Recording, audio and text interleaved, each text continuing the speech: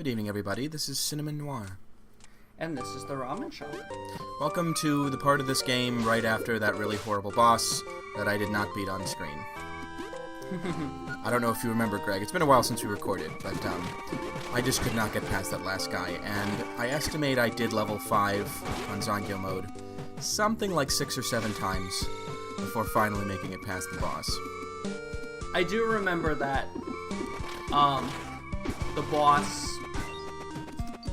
I do remember you not getting past the boss, actually. Yeah, anyway, so here we are back in the train station.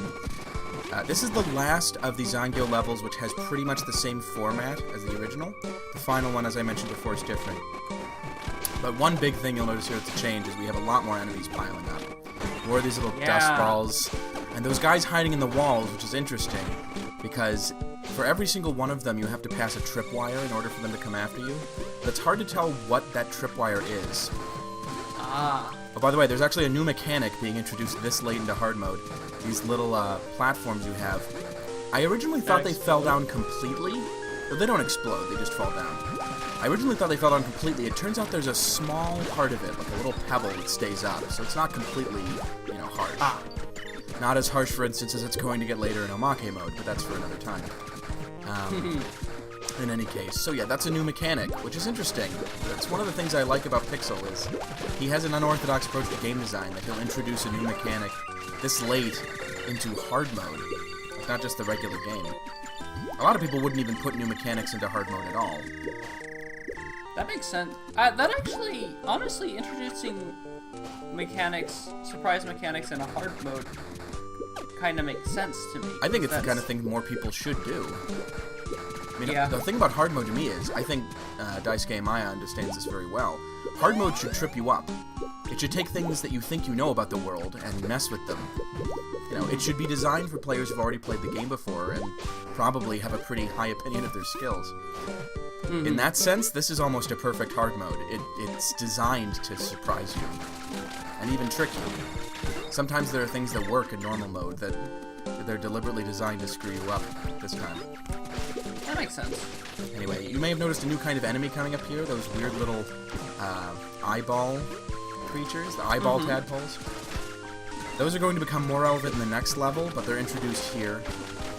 That's the case for a lot of enemies in this game. They tend to get introduced a level before they start dominating. Apart from that, this level has a lineup that we remember from the original train station. It has those crabs that was this first time you hit them, they get angry and start rushing after you. Both the big and the small ones, which have the same general AI. But here we have an interesting new boss. Now, in the first game, in the regular mode, this boss was underwater. Now it's completely changed. Rather than being underwater, even though it looks very similar, it's in this little room, and it bounces around. You have a lot less room to maneuver in this one, and he sends out a lot more projectiles. The other thing is, you're in much greater danger of being crushed against the wall in this mode. In fact, that's the first way this guy ever killed me. Another funny thing is, instead of having the little radio antenna on his head like he did in the first time, he has a little flan. Since that's his theme. He doesn't shoot out the little baby flans. I guess that was taken care of by the flantenna. I don't know if that's what they were going for, but it's a good pun, so I'm going to keep it. I was going to ask if you came up with that yourself. I did. Maybe it was the idea, though. You never know. You should be proud. Thank you. I'm actually showing off what I think is the best way to beat this guy. You should start right on top of him. That way you can hit the flan thing really quickly. And then stay low, try to take out the guns, which you always have to do, of course. I am not showing off here what the right thing to do, because you need to stay on the same side as the gun you're fighting. Oddly enough, I do not think this guy is that much harder than the original boss from normal mode. One thing, though, is it is a bit easier to die suddenly in this, which may be what they were going for. It's more lethal. Oh, yeah. On the other hand, I think the projectiles are easier to dodge, because before you were underwater. Anyway, I beat this guy in 2 tries, which, believe me, was not at all my experience the first time I ran into him. First time I played hard mode, I think he killed me 4 or 5 times. Still, it was a breath of fresh air after the last level, I'll tell you that much. That's a funny thing, is this game, it can have such difficult bosses that sometimes you'll run into a level that's pretty hard, and you still sigh in relief because it's easier than the last time. I kind of like that feeling, you know? A game has to get to a pretty high level of skill to engender that feeling. I think Dark Souls does a good job of that, too. You know, every video needs a Dark Souls reference. I can agree with that. Do you listen to Joseph Anderson's reviews? I don't think so. He's referenced Dark Souls so many times that in the latest one he came up with a jingle for his Dark Souls references. The obligatory Dark Souls reference. That thing has become so ubiquitous, it's ridiculous. I mean Dark Souls being referenced. I don't know, I guess that's a sign of a great game. When people constantly think about it when playing other things. Anyway, this is very similar to last time. Here, by the way, we have a new enemy. I think we saw him at the end of level 5, actually, but there was only one of him. Pretty soon we're going to see a lot. And that was right before the boss, so it was kind of like a specialized encounter. But it's these weird little cupboards. Here you see another one. These cupboards open up to shoot out these damaging projectiles at you. And they seem to have, like, eyeballs in them. I don't know, maybe those are supposed to be plates or something. But it gives the impression of being this weird mix of an artifact and a living being. Which is interesting, you know, this game is Japanese in a lot of ways. That may be another way in which it's Japanese. The Japanese have long had this idea that things have spirits attached to them. You know, that there are just an infinite number of spirits. There was something like, I forget the exact number, like people talk about the 8,000 spirits or something like that, but it turns out that the word for 8,000 was just a synonym for, like, endless, because it's such a big number. Like a prayer in Watership Down. Oh, I don't actually remember that. It's been a long time since I read Watership Down. Oh, you know how they use prayer for, I think, any number above 4. Oh, now I'm remembering. Yeah, which is why it's weird that one of them is named Fiverr. Well, that's... Is that word totally meaningless to them? No, that's the point. His name is Prera, which literally just means... You're saying that, whatever his name was, the British guy who wrote it, basically was interpreting his name for the audience. It was like, his real name is this, but we're going to call him Fiverr. I forgot that he did that a lot in the book. He'd be like, the word is not translatable, so I'll use this. Yeah, and it's implied, too, that he's not actually the 5th. He might be, like, the 7th or something like that. Oh, I didn't even know that. Very interesting. Yeah, there was a lot of historicism in British fiction and fantasy fiction made about that time. I think a lot of it comes from Tolkien. Speaking of thinking, I don't know what I was thinking here. That was awful. Just rushing forward. But oddly enough... Oh, I'm wrong. I was going to say, oddly enough, there are no enemies in this section. But there are. Oddly enough, there are no enemies in this section. Except for the one who's kicking my ass right now, it seems. But at least I get a shortcut. At least you get a shortcut. And at least this game doesn't have checkpoints, so you start from the room that you're in. So if you can make it, you know, to the end of a room, you don't really have to worry. I do have a lot of lives saved up. Which, believe me, is not the experience I had the first time playing through this game. Well... I generally had a buffer of maybe 2 or 3 lives on any given level. The later ones. Obviously, the earlier ones, even in hard mode, are pretty easy.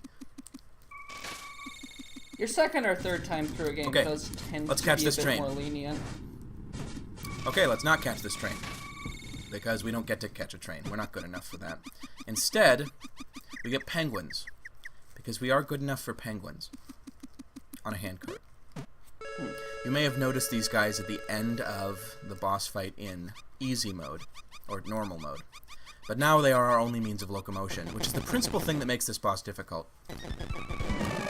Oh, the other thing making the boss difficult is a lot more projectiles. This guy gets started right off the bat throwing stuff from what was the last phase of the boss in normal mode. Yeah. Then he does an interesting thing. Jumps right over you.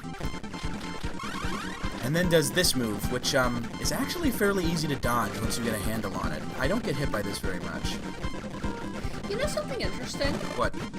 I don't think I've seen many games take up a 2-stage boss in hard mode and start him on the second stage of easy mode. You'd think that'd be a very obvious idea, wouldn't you?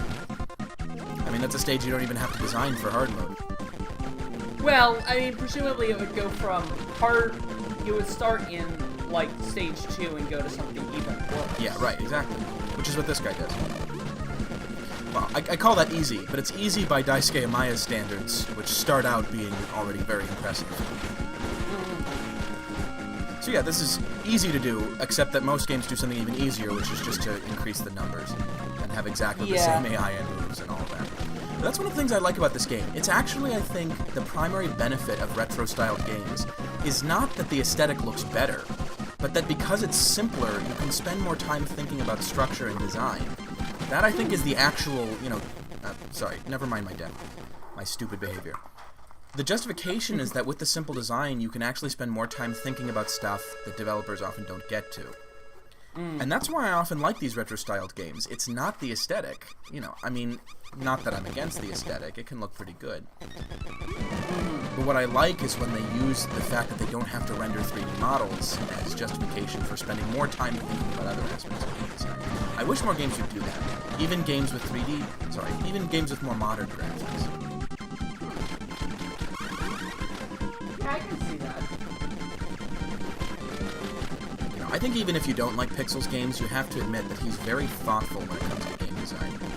That he doesn't do the same things as everybody else. He tries to think about how a game can be made interesting. Not from the standpoint of plot. I mean, his games do have plots, but not particularly very deep ones. But first from the standpoint of design. Anyway, I'm starting to pontificate. A little bit.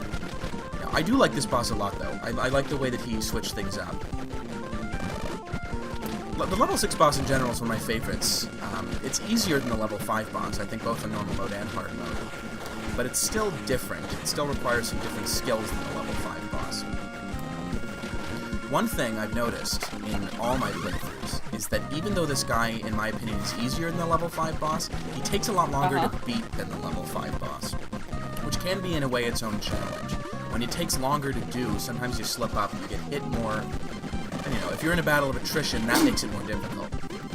That's often why high hit point bosses in Dark Souls can be really rough. Right. Actually, though, the final phase of this guy is really difficult. He starts launching 2 of these things at a time, which means you need to be more careful about how you dodge them. And more importantly, these little green balls, which all have different jump arcs. They're a lot harder to dodge. I often get hit by them. Yeah, see right there? Oh, yeah. I could have actually been in the clear if I just not jumped until the very end. But unlike bosses in some games where the things will have tells, so you can know when they're going to go high and when they're going to go low, these have no tells. You have to base it sort of on the first time they bounce, so you have to be paying a lot of attention to the right side of that screen. I hate that. Of course, I'm bad at reading boss patterns. It's tough. It's definitely difficult, but at least I managed to make it through. That battle didn't get too boring. Oh well. Oh, so our buddy, the cat, managed to make it to the hot spring. I guess he went there when we were stuck in the train station because our work was done. But unfortunately, soon no one's work is going to be done because work is just dropping out of the sky and there's so much work to do. And apparently all this work has energized the work-producing machine, who has gone totally rogue. Just like that robot from The Incredibles. And he literally shoots work out of his innards. He has taken overtime and turned it into a projectile weapon. The world is doomed. What will become of Japan's economy? Anyway, so here we are at the final level. Appropriately enough, in the original game, it was a little bit about work, and the last level was getting back to your workplace. Now that we're in overtime, the last level is going to a vacation. We weren't able to get to the hot spring ourselves, but instead we'll sort of be traveling along this beach. We'll be trying to get to the hot spring. So these little seagulls are an elaboration on the bird enemies from the level 2. They're a little harder, they have more health, and they have sort of an odder trajectory. We also have these odd enemies. These are like plastic bags. And then cardboard boxes. I think this is like a reference to litter. Because, litter on beaches is a big problem. I mean, We all know that from Spirited Away, I think, which I'm sure everyone in the world is watching. Yeah, there's like a definite litter aesthetic going on here. The beach looks pretty dingy. The beach is all run down. And oddly enough, one thing that I've never seen at the beach, there are power lines strewn across the whole beach. I don't know if this is more common in Japan, but where I'm from, beaches are the one place where you don't have access to electricity. That is weird. I don't know. I don't know that much about beaches in Japan, actually. I've seen a couple of anime that have, like, beachside shacks, but that's the extent of it. Basically, Ika Musume is my one thing that tells me about Japanese beaches. And that's not exactly a 100% accurate document. Anyway, here are these penguins again.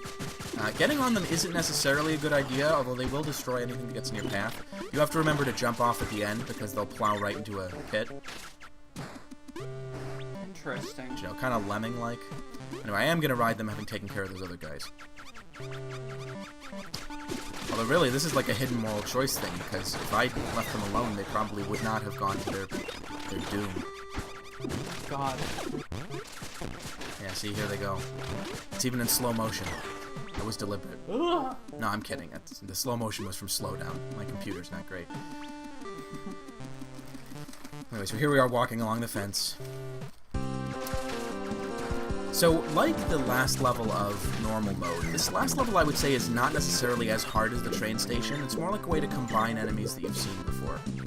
There are a couple difficult parts, and you're more likely to be taken by surprise, because there's lots of fish and birds that'll pop in from off-screen. You didn't really get a chance to see them just then, but there are these black eels that pop up out of the ocean. They're pretty tricky. They're probably the most annoying enemies in this section. You'll get a chance to see them again real soon. Yep, there they are. Oh, sorry, they're not black, they're blue. They turn black when you shoot them, that's why I was confused. Those guys show up later, by the way. That'll be very interesting, but anyway. By later, I mean in the final boss fight. Oh no, that life. Oh, luckily I just managed to get a life. Which is great, because I've never been able to do it myself.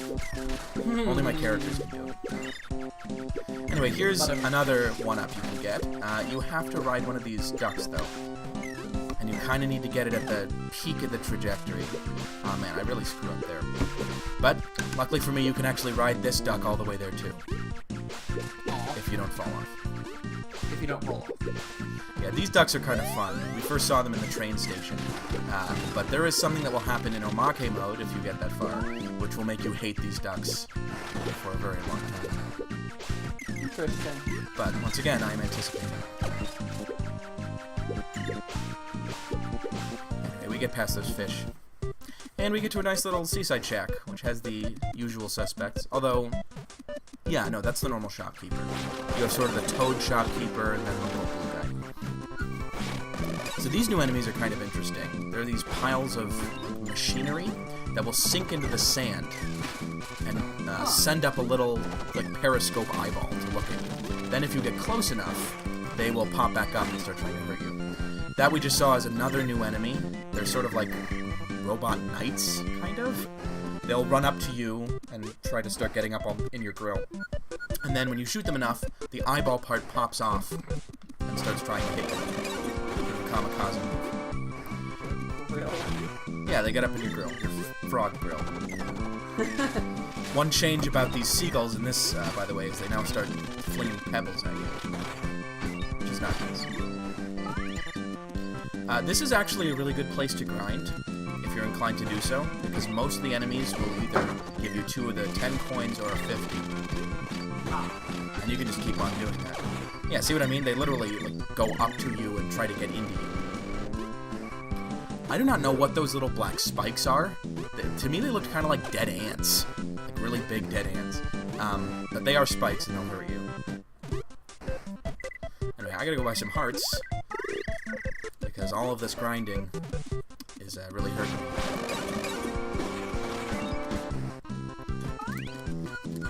By the way, in case you're confused, I am grinding again. Sorry. That's alright.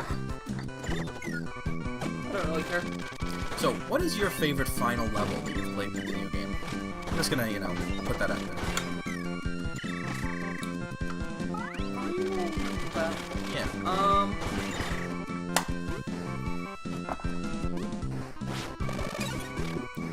I know, it's a tough question. Sometimes it's hard to even remember the final levels from games.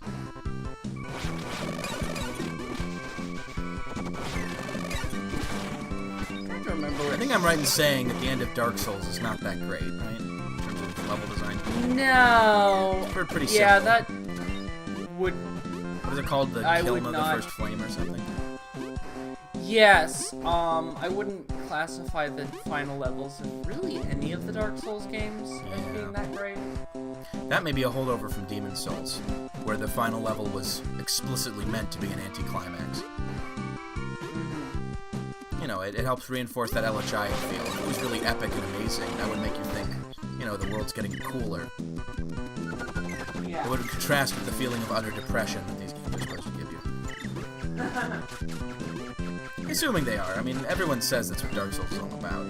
That's elegiac. Kind of. I don't know. Anyway, the reason for all this grinding, the reason for me wasting your time, is to get another heart. Because we are going to run into an enemy very soon here, a sub-boss, who is very difficult and I need all the hearts that I can muster.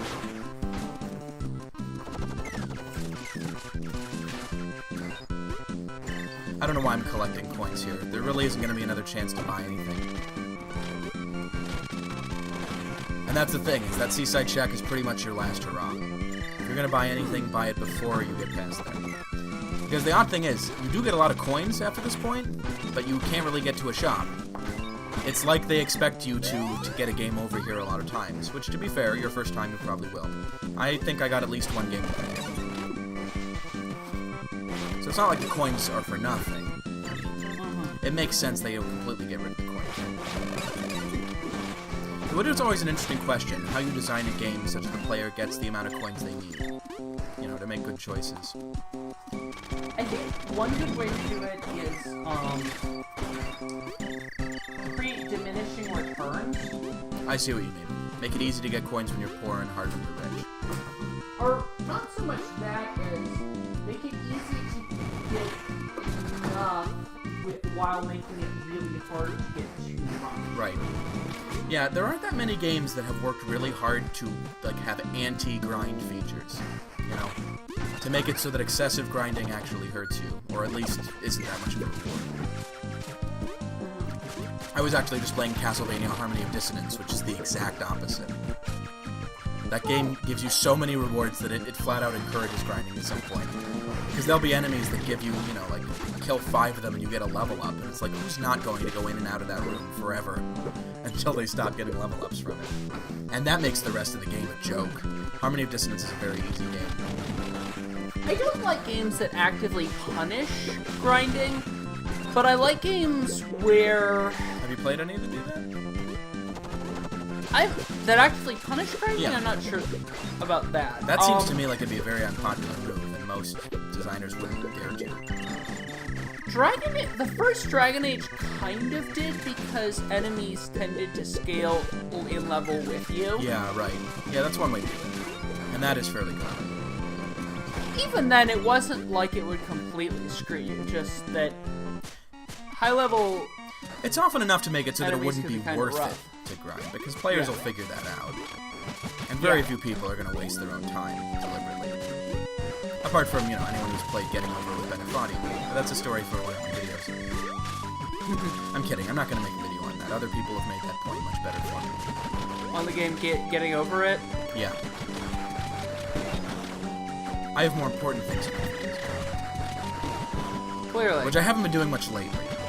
But I am planning to do 2 videos in May. That's cool. I had a little bit of writer's block, but now I'm having a lot of script ideas, so I'm going to go ahead and try to do quite a bit. One of them, I'm sorry to say, is Bioshock Infinite. Oh, no, that's fine. Anyway. No, I think trying to get out your bile for that game. Well, that's not the point. I've already done that. Video essay. The point is actually to talk about period pieces, which I like a lot, and explain how you don't do them. Which is to say, not actually understand the period very well? It's part of it. But the rest will have to wait for the video. Anyway, I should be talking about this, because this is actually kind of interesting. We've gotten past the beach, and we are now in more of a traditional Japanese kind of resort area. This looks a lot like the area around Kyoto, like a lot of little shrines in the middle of the forest. This is a popular fictional location in games that are like really Japanesey, actually. The first Legend of the Mystical Ninja game, for instance. In the last part of the first level, you are in a place like this, like a forest shrine. With these little buildings. Which kind of look like Native American longhouses, now that I come to think of it. I've often wondered how much similarity there is, if any, between Native American and Japanese cultures. Because, you know, Native Americans came over on a land bridge from Asia like 30,000 years ago, I think, something like that. And I'm wondering if any of the elements of Japanese culture were already in place by then, because that would explain some similarities. But of course, we have no way of knowing. That'd be pretty distant. Oh, I know. No, I'm just wondering if they were the same kind of people to begin with, ethnically. Yeah, this is sort of how to put it, a touchy issue. It'd be very easy to sound racist with me talking about this. I guess. Like suggesting they're the same, which I'm not suggesting. No. No, I think it's probably more I get what you're going for. Sorry, go ahead. But I get what you're going for. I don't think going that far back you'd have much. You're probably right. It's probably more just convergent evolution. You know, people develop similar cultural practices. And that's true of lots of different cultures. Anyway, that little bonus area I went to is nice. You can get your coat, for instance. But in another sense, it's a little annoying, because you have to get back down here, and it's really difficult to get through these guys. Even with the Star Mine, which is the final evolution of the bubble, this is a pain in the ass. Yeah, I can imagine. Not to mention I'm really down on health, so it's not like the coat makes that much of a difference. It'd be better for me to get all my hearts back. Merely in the last analysis, as you'll see, my only hope here is just to lose a life and face the guy with full health later. But I still keep thinking that I can just fight these guys and replenish my health. The tricky thing is, some enemies in this game I think are more likely to give you hearts when they go than others. But the ones I'm fighting right now are not very likely to give hearts. No. And I think it took me a while to figure that out, but at last I have. So here we are in this little industrial building, which really clashes with the area around it, and I think that's deliberate. It's meant to show how artificial this whole thing is, this installation. And here is the work-producing machine. It is, in fact, the last sub-boss of the game. And it's pretty tough. First of all, its two hands are like evil dust busters or something. Spikes. Anyway, it'll launch them at you, and they will fall as soon as they get to the same position as you horizontally.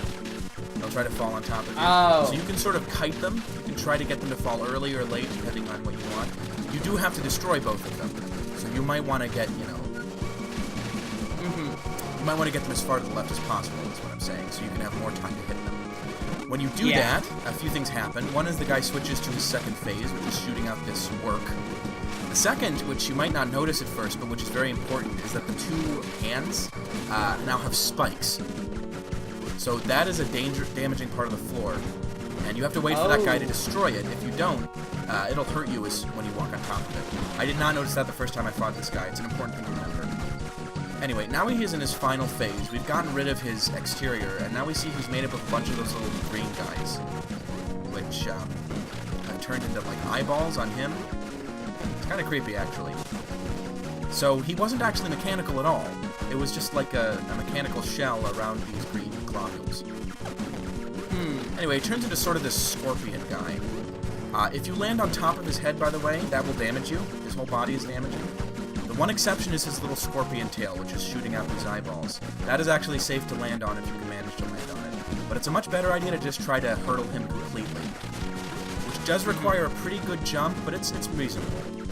At this point in the game, you ought to be so used to the jetpack that you can make that jump. The vulnerable part of his body, the target you need to be firing at, is the little black blob on top. And generally speaking, I think the laser is the best choice for this. But don't expect to get too much in any one go through, because this is a long boss. This is a battle of attrition. Unfortunately, I do not beat this guy in the first time, so we will be spending quite a bit of time with this guy. No. Fun times. I know, it's annoying. Yeah, well. Should have taken the effort to get him on the first try. Or, alternatively, I should have died quickly, and then the 3 hearts thing would have been a big deal. I really planned these things out, that's what I would have done. Anyway, this is kind of this boss fight. It's a series of lines that you have to remember, because you'll get damaged if you run into any of them. And you sort of need to memorize a rote sequence of moves. So shoot this guy when you can, jump over him, move to the right in order to get past the books, because they will trap you if you stay where you are. And it's a different pattern each time, but there aren't many patterns, so it's not too hard to get past. I don't think I've ever been damaged by the books. I don't know, could be wrong. But the thing is, this guy will squish you completely if he lands on top of you. That's one thing to consider. Like many bosses in this game, he has an instant kill move. And of course, since he's trying to ram you, if you ever miss one of these jumps, he will also instant kill you. That's another thing to consider. Tough boss. The frustrating thing is, I'm actually doing really well here. I get him like right down to the end. Like, very close. If I had gotten 2 more good shots in, he'd be gone. Oh yeah. Anyway, let's try better this time.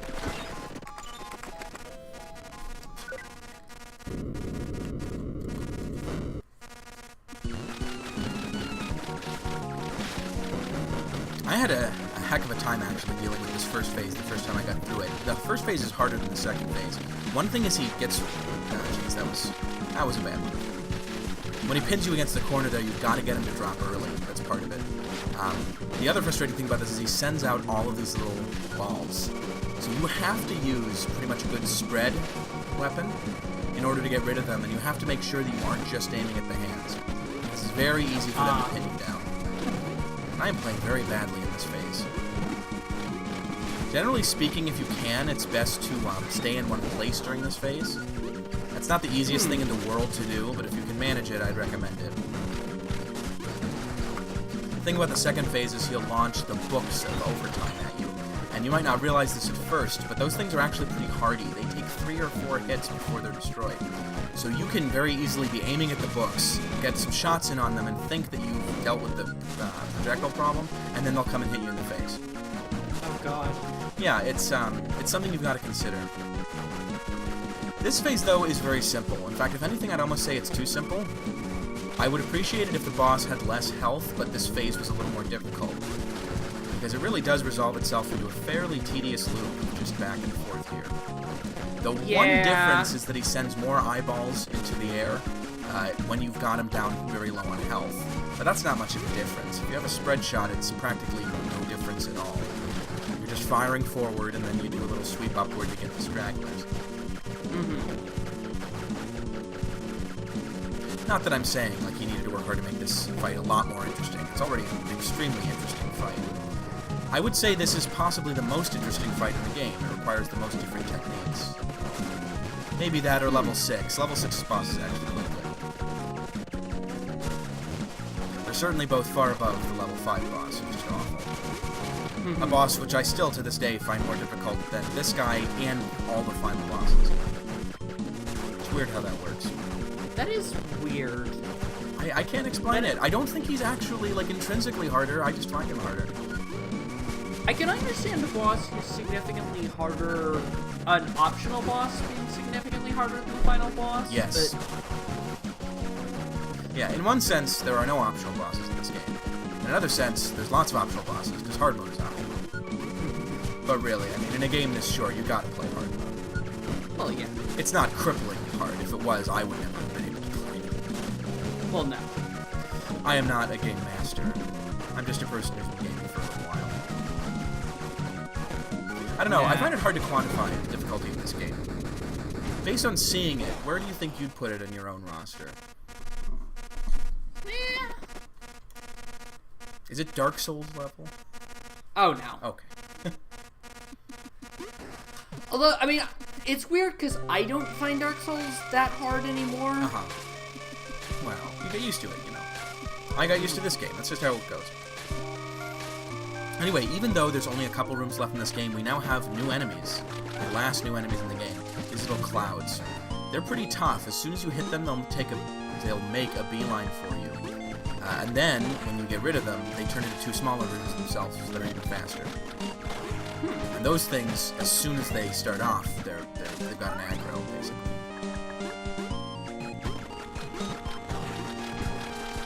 Yeah, it's very interesting. You know, this is the very end. There are maybe like 4 minutes of actual level play left in this that aren't the final boss.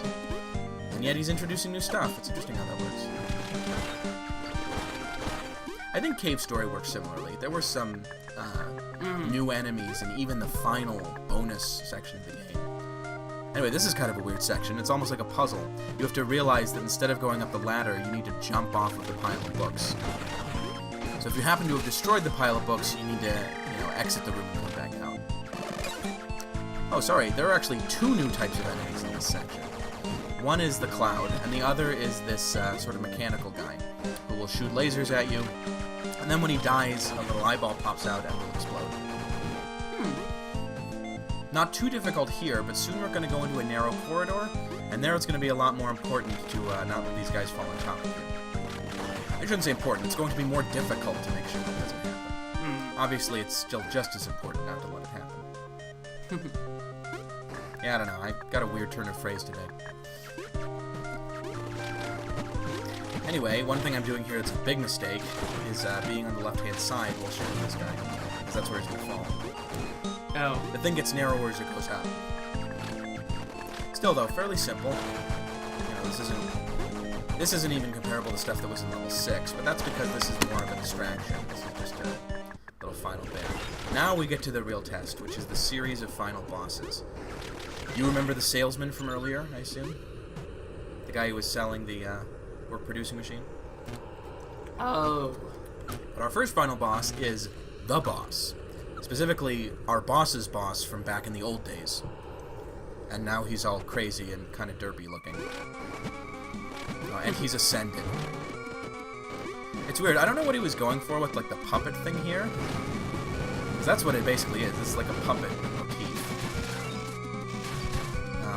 I don't know. Presumably the guy is not doing this of his own free will. Just like our boss was consumed by the Negativus Legatia, it seems like this guy has been possessed by the spirit of overtime. Whatever that is. Because that's what we're fighting in this. That's the reason this mode's called Zonka. We're literally fighting overtime. Not literally, figuratively. I don't like when people misuse literally, so I should not do this. Anyway, this boss is actually not too difficult. He has this 3-phase setup, which is not too hard to go against. You just need to make sure not to get trapped in a corner. This little spinning fan will always go for whatever last position you were in when it starts off. Then you need to make sure to take out as many of these little circles as you can, because they'll home in on your position. And that's him taken care of. Now, all the final bosses in this series of 3 we're going to have... Oh, sorry, 4 that we're going to have. Sorry. I was completely wrong. I was going to say you only fight them once. That's not true. You only have to fight this guy once. Like, once you beat him, he's done with. Basically, he's a sub-boss, like the work-producing machine. Oh, and he's asleep. That's cute. Kind of like what happened to our boss in normal mode. But now we fight some of the real enemies here, the people who caused this whole situation. That guy was just a pawn. Let us climb into these dark clouds and fight the salesman.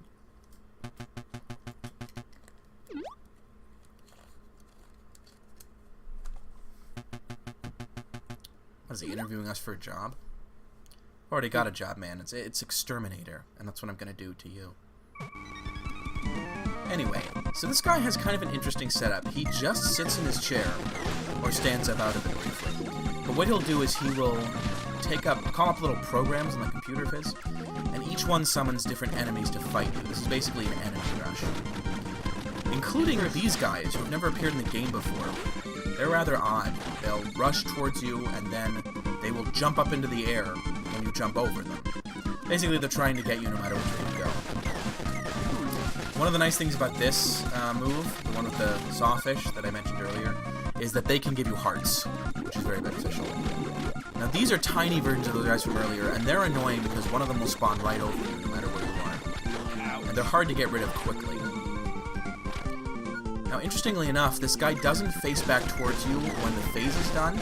He will face back towards you on a set timer, which means if you're not done with the phase by then, you will miss your chance to hit him.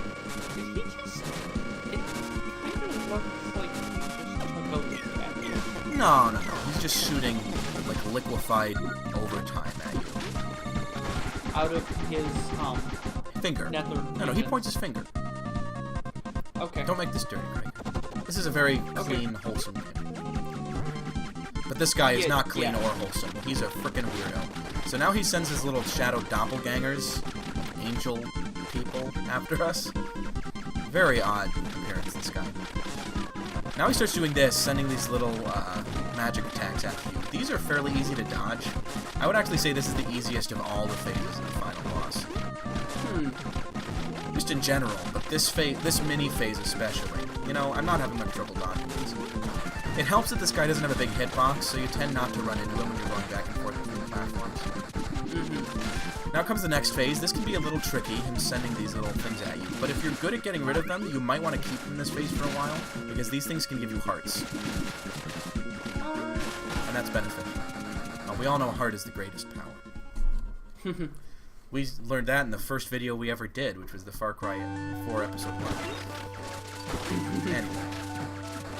Whether you're talking about bear hearts, or cheetah hearts, or just, you know, Mati's heart.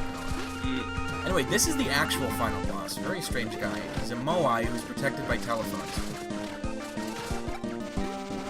Now, each of these telephones that we answer... Let's just gloss over that. Anyway, I'll explain more about him when we get back to him. When I've stopped sucking. That might be a while, who knows. Anyway, the laser is definitely the weapon to use against this guy when he's facing you, when you can do damage. Because you just want to pile up the damage, and he's not a difficult target to hit. This is a phase we did not see in the last one, when he sends his little sea urchins after you. Basically, that's just a matter of making sure that you get to the right platform at the right time. In this fight in general, it helps to know exactly how much damage you need to do to these enemies in order to get rid of them. But that's something you sort of need to get a feel for. Obviously, you can see the number of the damage you're racking up on them, but they don't have individual health bars. Ideally, what you want is to be able to do enough damage to them. Yeah, see, he's pointing down near where his crotch is, so it's not coming out of his crotch, it's coming out of where he's pointing. Seriously.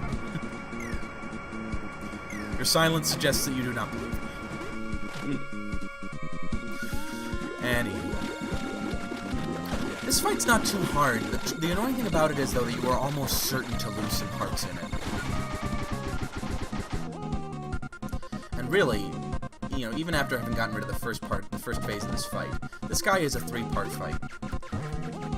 So that's what makes it tricky, is that this is more a battle of attrition than anything else. By the way, in that first little run he does at you, make sure you jump and do a full jetpack jump right when he's next to you, because that way you'll be able to dodge both of the guys that jump at you. If you don't do that, it's going to be hard to escape that charge, you know, with the damage. I actually think, now that I'm looking at it again in this fight, that these guys, because they're illusions, have no hitbox at all. Only their attacks can hurt you. Running into him does not hurt you. Because if it did, I think I would have gotten hurt by now. Oh, you mean no hitbox? Yeah, exactly. That's what they hitbox... clearly have a hitbox, you can, like, shoot them. I didn't realize there was a distinction between the two. Maybe I'm getting them wrong. I don't know. But... I just thought that hitbox meant basically in graphical terms where his damage center was. It doesn't make a big difference. You never know. You could be right. Let's not, you know, worry about it. So you may have noticed from the first time I ran into this that you are actually in about as much danger from falling off this level because of how overwhelming, like, just visually this is. You're as much in danger from that as you are from this guy. He has a lot of different attacks, but some of them are easy to dodge. These little Moai guys are actually pretty beneficial because they can give you hearts, so you'll want to get rid of them, as many of them as you can. This is a nasty attack. He'll move to wherever your location is and send out a bunch of lasers. I get hit by the attack way more often than I should, considering I've played this game a lot. I should be used to it. Anyway, you'll notice this guy, oh God. Oops. So, we'll finish that thought when we actually get back to this again. Yes. My insistence on this is starting to make my thoughts very disjointed. But it's important. There's no sense in talking about a guy who's not on screen. Then he can't hear you. Anyway, you get used used to this guy eventually. He only has a small selection of attacks. Funnily enough, the one attack I didn't see the very first time I fought this guy was the finger laser. Some fights he just won't use it. I don't know what. I think the reason is that he'll only use it when he gets to a certain health level. And when I fought him, I happened to skip right past it. So like for instance, right now, I've already got him past that point where if I manage to hit him in the next one, he's not going to have a chance to do the laser again. But I forgot to do the laser when I should. By the way, you cannot get rid of any of the pufferfish, so don't bother. They are purely a hazard, not an enemy. Besides, there's so many of them, you'd never be able to shoot them.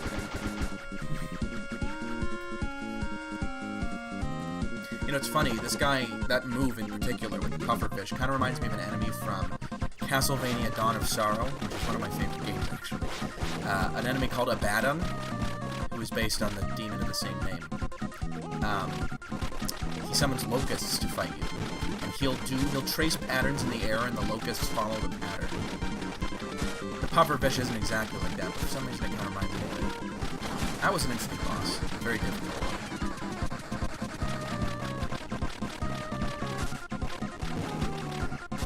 This guy, on the other hand, does not have a name, or at least not one we've discovered. We'll see in Omake mode that a lot of characters that we think are not named actually do have names. But that's going to be at the very end, and I actually have to beat the game first, which is looking increasingly unlikely. Here we go. Okay, this time without the... So, you'll note that this guy has not managed to beat me yet. I have literally killed myself both times by falling off. This time I am going to be more careful. So, get the phones. That gets rid of his shield. But you can hit through the gaps anyway if you have a good spread shot weapon like your ninja. I think this is an infinitely looping level, so that if you don't hit him enough, it'll just keep going farther and farther. I'm not sure how many unique parts of this level there are. But there's quite a bit, actually. You go a long way before it starts moving. If it does... Really sorry, go ahead. I was gonna say, it'd be really sadistic if it was like the Wall of Flesh in Terraria, and you could get to the end. Oh, jeez. So you actually have to beat it by that point? And if you don't, it'll just, like, squish you, or what? Well, with the Wall of Flesh, the world is finite, and you have to continuously run away from it. Huh, that's interesting. You know, there's actually an enemy, and this is going to be such a random reference, in Final Fantasy XII, it was kind of like that. It's a demonic wall that goes towards you, and you have to beat it before it reaches, before it crushes you. And so basically you have to give up and sort of retreat if you're not able to do enough damage by the time it gets through, and you're almost certain when you first meet it to not be able to do that. The game plans for you to not beat the guy. Speaking of almost not beating things, I almost don't beat this guy. By the way, be very careful here. I am almost certain that even after you've beat the guy, you can still lose this if you fall off. And then you'll have to do all three bosses over again. That would be the biggest anticlimax in the world. The first time I played this, and I think also this time, I was petrified that was going to happen. Very nervous. You'll notice that's why I'm not trying to keep up with the screen. Anyway, oddly enough, once we defeat him, we'll notice all these little sleeping green guys. You know, like they were all just, tormented and we needed to fix them by killing a Moai head. I don't know what that's about. But it would appear that what this signifies is that overtime is over. That's why everyone's taking a nap. Because there's no more work to do. Hopefully. This is, in a sense, the real end of the game. Although there is bonus content after this. But in the story sense, I would definitely say this is the finale. It wraps up all of the different threads that we've had running through this. You start the game dealing with Negativus Legatia, which this may be headcanon, but I'm almost certain that it's based on bad memories of work that the boss had. And that's because the cat boss, her boss was this guy. And back in the old days, sometimes they didn't have enough work to do, and sometimes they had to work tons of overtime. So it's like these guys are created by stress and frustration. Maybe I'm just thinking this because I've seen Paranoia Agent, which has a lot of very similar themes. But you never know.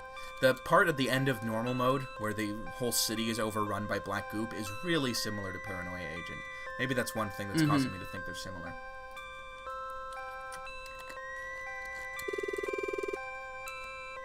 I don't know why he's apologizing. I don't think he caused any of this. But he's just apologizing on behalf of the inn because this happened here. You know, apologizing for things you didn't do is very Japanese. It's kind of a British thing, too, I think. Yeah, I guess. And it's definitely a Canadian thing. Sorry. Sorry, Canada. So, the cat scientist asks the president what her opinion is, and she says...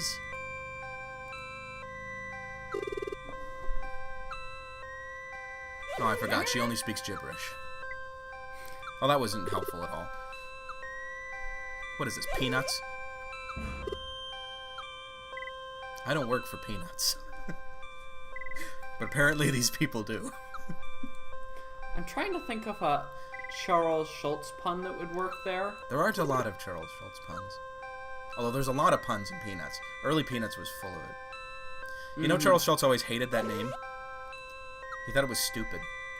He never picked it. Why? Who picked it? His publisher. Ah. His publisher got someone to write up a list of 10 names, and they picked one that they thought was good. The Peanuts thing was based on the concept of the Peanut Gallery, like the Howdy Doody show.